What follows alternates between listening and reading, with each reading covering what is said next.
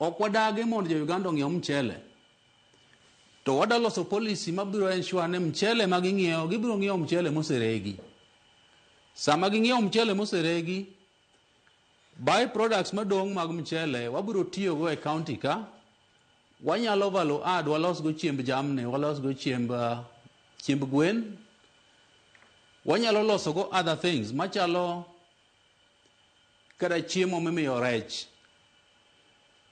To ok wadwar import export paddy kato tije gi dhi kosore itimo gi Uganda to Uganda magen. Koro policy ni already wa develop gi AFA. Wada loso policy mabiro support and mabiro anchor paddy marketing.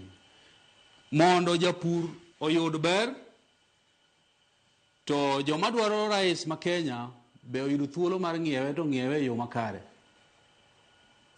Policy no already wa develop. Yes. Erokamano nya director. Wach mani wacho mar weche mag extension services director ma jolony gi namba manu chiwo cha. Nikech samoro simu kaka ng'ato nyalo goni simu ma ler ni gimoro pogore gi kamoro kineno kaka ng'ato ni kod gimoro monyalo tango ni nyisi ni ma itimo kama kama miluongo ni practical demonstrations itango ni nyisi go kaka itime. Bende lony ma un godo mawuoyo kod jopur gi oromo mar chopo e kuonde jopur nikech niwacho ni sani nowuok jalony achiel kuom jopur 4,000 ma ochopo jalony achiel kuom jopur 1,200 to hie winjo bed ni en jalony achiel kuom jopur 400.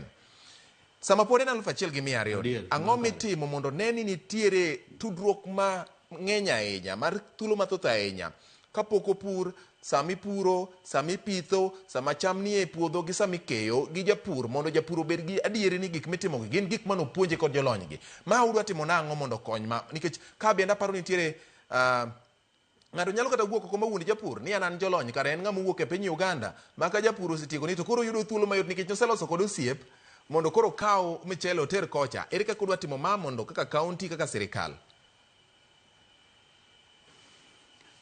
George, mano en adier makende ni extension officers ma wan go pod ok ochopo e kiwango monego bede ma extension officer achiel handle jopur 400 to ok waling'. Ma en challenge ma wan go kendo sirikal mar county ma Kisumu wan gi plan mar medo ndiko extension officers to kapok ma otimore wacho ni wan gi toll free line ma pod japur nyalo tiyogo kogocho to yudo konyruok kaluwore gi gimo penjo. But kiwe mano watiyo gi model mar farmer field schools. Wase identify lead farmers e 35 wards gi te. Wan gi between 10 and 15 lead farmers mwatiyogo kwatiyoge partners mamoko machalo Cereals Growers Association, Practical Action and others. Koro lead farmers gi bedo trained and they are able to host farmers to learn from their farms. And this miyo wachopo ir jopur mang'eny nikech kwa luongo field day to jibiro to wachokore kanyo a ward ka ward to we are able to wuoyo gi jopur mang'eny e sites mag farmer field schools go. Mar ariyo nitie demonstration plots mwa set county-wide. Anyalo wacho ni sani watiyo gi Cereal Growers Association watimo a lot of demos. Ok ne rice kende but ne crops moko be. And when those demo sites are ready, samagi demo sites go seikore to waluongo jopur mane respective wards go and we learn from there. Kwatiyo gi officers from other partners together with our extension officers e puonjo jopur.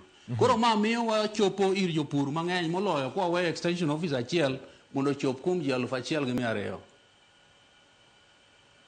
Erokamano ahinya director. Penjo pod nitiere ka John Adhola ma en ja director ma